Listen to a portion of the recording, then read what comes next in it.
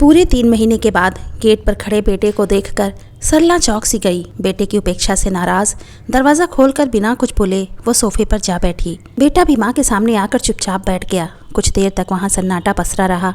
न सरला पहल करना चाहती थी न रमन। फिर सरला ने ही मौन को भंग कर रमन से उसके बच्चों का हाल चाल पूछा। सब ठीक है, रमन ने संक्षिप्त सा जवाब दिया और फिर से कुछ पल के लिए वहाँ मौन पसर गया।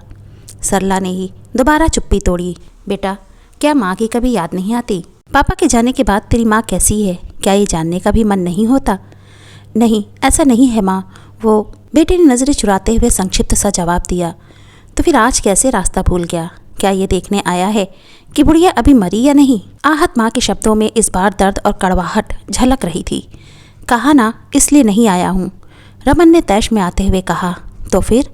माँ, वो मेरे कुछ पैसे निकल रहे हैं आप पर, बस उन्हीं के लिए। उसने अपने वाक्य को अधूरा ही छोड़ दिया। परंतु बेटा, हमने तो कभी तुमसे कोई पैसे नहीं लिए, ना मैंने ना तेरे पापा ने। फिर वो क्या है ना माँ, पापा के अंतिम संस्कार के वक्त मैं आपसे मांग ना सका था। अब सामान लाने में मेरे 5,000 रुपये खर्च हो गए थे। अब तो पापा की पेंशन भी आने लगी होगी, रमन ने निर्लजता से जवाब दिया। सुनकर माँ का मुंह खुला का खुला ही रह गया। ओह ऐसा? तो बेटा हमारा भी कुछ कर्ज है तुम्हारे ऊपर। मेरे ऊपर? माँ, मुझे आपने दिया ही क्या है जिसे मैं उतारूं?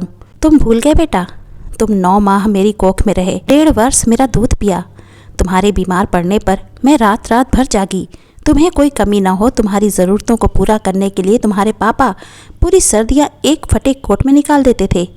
क्या पहले हमारे इस कर्ज को चुका पाओगे? इतना कहकर आंखों की कोरों में ढुलक आए पानी को साड़ी के पल्लू में समेटती हुई अलमारी खोलने चली गई। वापस लौटने पर उसकी दोनों मुट्ठियां बंद थीं। ले बेटा, ये तेरा उधार। एक मुट्ठी से रुपए निकाल कर दे दिए, और ये मेरे अंतिम संस्कार के लिए है, क्योंकि तब मैं न रहूँगी। सरला ने दूसरी मुट्ठी भी खोल दी। ये सुनकर रमन की सोई हुई आत्मा बिलख उठी और वो रोते हुए माँ के कदमों में गिर गया। दोस्तों, इस कहानी के बारे में आप क्या कहना चाहेंगे? अपनी राय हमें ज़रूर दीजिए, और कहानी अच्छी लगी हो तो प्लीज़ इसे लाइक कीजिए, शेयर कीजिए, और चैनल को अभी तक सब्सक्राइब नहीं किया है तो प्लीज़ चैनल को सब्सक्राइब कीजिए। Thanks for watching.